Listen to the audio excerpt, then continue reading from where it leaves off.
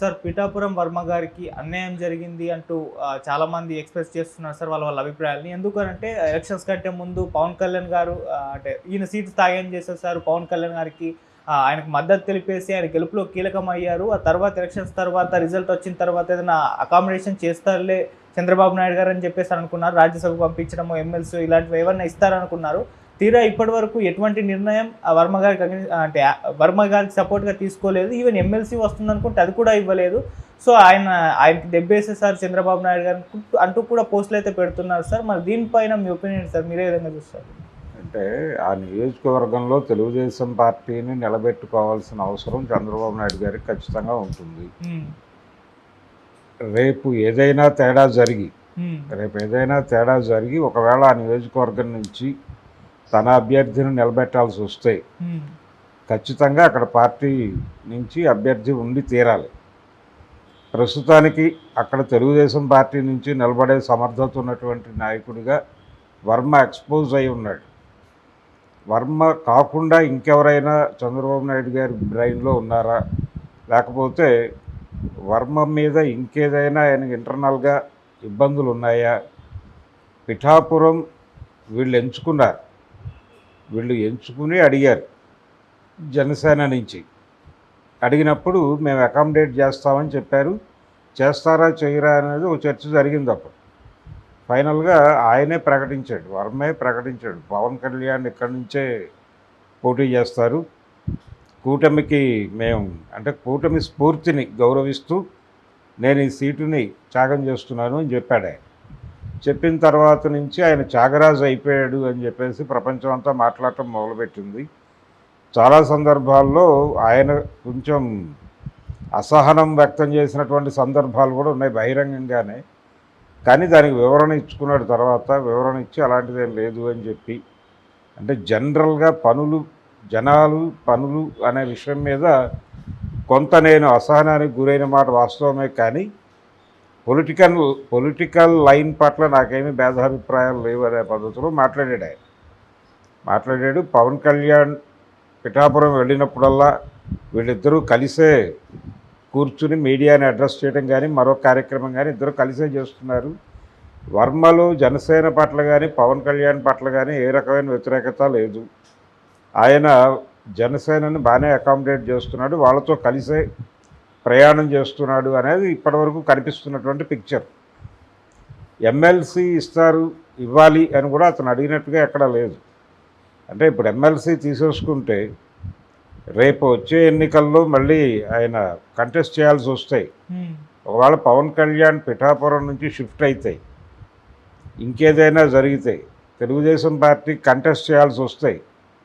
అప్పుడు వర్మ ఎమ్మెల్సీకి రిజైన్ చేయాల్సి ఉంటుంది. ఒకవేళ ఆ ఉద్దేశంతో వర్మను అలా రిజర్వ్ చేసి ఉంచారా అనేది ఒక డౌట్.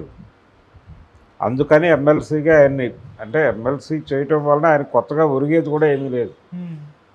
కాకపోతే ఆయన కూడా అమరావతి సమావేశాలకు వెళుతూ ఉంటాడు అంతే. అంతకు మించి యాక్చువల్గా ఎమ్మెల్యే కావాల్సిన వ్యక్తి ఆయన.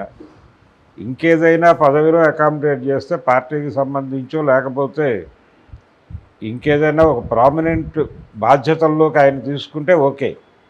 ఎమ్మెల్సీని చేయటం వలన ఆయన కొత్తగా వచ్చేదేం లేదు, జోడింపేం లేదు. ఒక ప్రోగ్రాం ఉంటుంది అంతే.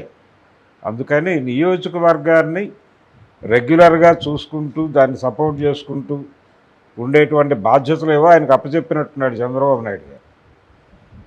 ఆ బాధ్యతలు చూసుకుంటూ ఆయన అలా పిఠాపురం నియోజకవర్గాన్ని జాగ్రత్తగా కాపాడుకుంటూ రేపు పొద్దున ఏదైనా తేడా జరిగితే అప్పుడు తను తిరిగి జనంలోకి వెళ్ళి తన పార్టీని గెలిపించుకునేటువంటి పరిస్థితి, దాన్ని మిగుల్చుకోవడం కోసం అలా నిలబడి ఉన్నాడా అనేది ఒక డౌట్. అంతే తప్ప ఎమ్మెల్సీ అనేది తను ఎప్పుడు మాట్లాడలేదు, ఎక్కడా మాట్లాడలేదు. ఏ పదవి ఇచ్చినా నేను చేస్తాను, ఇవ్వకపోయినా పర్వాలేదు అన్న టోన్లోనే మాట్లాడాడు. ఆయన ప్రధానమైనటువంటి డిమాండు ఏ రోజైనా అవకాశం వస్తే పిఠాపురమే, నియోజకవర్గం షిఫ్ట్ అవడానికి కూడా ఆయన సిద్ధపడలేదు. ఇదే నాకు తగిన నియోజకవర్గం, ఇక్కడే నేను పనిచేశాను, అయితే తాను చేసినటువంటి కార్యక్రమాల ఫలితాన్ని పవన్ కళ్యాణ్ అనుభవించాడు అని ఒక దశలో ఆయన మనసులోంచి ఒక మాట బయటకు వచ్చింది.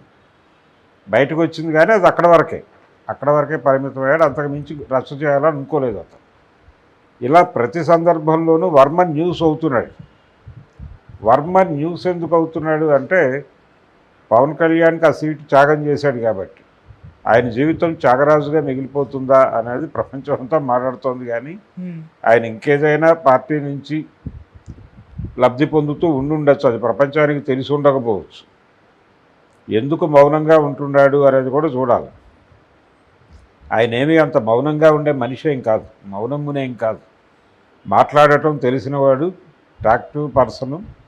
ఆయన తనకు సంబంధించిన ఏదైనా సమస్య ఉంటే నేరుగా ప్రపంచం దృష్టికి ఎలా తీసుకెళ్లాలో ఆయనకు తెలుసు. కాబట్టి వర్మ మీద ఇప్పుడు సానుభూతి చూపించటం కూడా వ్యూహాత్మకమే అనుకుంటున్నాను నేను. వ్యూహాత్మకమే అంటే వర్మ గురించి ప్రపంచం మాట్లాడుకోవాలి నిరంతరం. వర్మ చేసిన త్యాగం గురించి ప్రపంచం నిరంతరం మాట్లాడుకోవాలి. అలా లైవ్లో ఉండాలి అతను. అలా లైవ్లో ఉంటూ నియోజకవర్గాన్ని కాపాడుకుంటూ ఏ క్షణమైనా రాకూడని పరిస్థితి వస్తే తిరిగి తెలుగుదేశం జెండాను అక్కడ తన మీద మోపి ఆ మేరకు జరుగుతోంది. అంతే తప్ప చంద్రబాబు నాయుడు ఇంటెన్షనల్గా మనసులో ఏదైనా ఉండి లేదు వేరే ఎవరికైనా అకామిడేట్ చేద్దాం వర్మని నెమ్మదిగా పక్కకు తప్పించి ఇలాంటి స్కీమ్స్ ఏమైనా ఉంటే తప్ప సాధ్యం కాదు. ప్రస్తుతానికి చంద్రబాబు నాయుడు గారి దగ్గర అక్కడ ఇంకో ఆప్షన్ ఉందని కూడా అనుకోలేదు. ఎందుకంటే నెక్స్ట్ టైం కూడా నేను ఇక్కడి నుంచే కంటెస్ట్ చేస్తానని పవన్ కళ్యాణ్ అంటే అప్పుడు కూడా ఓర్పుగా భరించేటువంటి ఒక వ్యక్తి కావాలి. ఇప్పుడు ఎవరినో అక్కడ రైజ్ చేసి మళ్ళీ వాళ్ళు రేపు పొద్దున అందక ఇంకొక త్యాగరాజు సిద్ధమైపోయే పరిస్థితి, ఆ తలకాయ నొప్పి కంటే కూడా వర్మని మెయింటైన్ చేయటమే తేలిక. అందుకని చంద్రబాబు నాయుడు గారు కూడా వ్యతిరేకంగా ఉన్నాడని అనుకోవట్లేదు.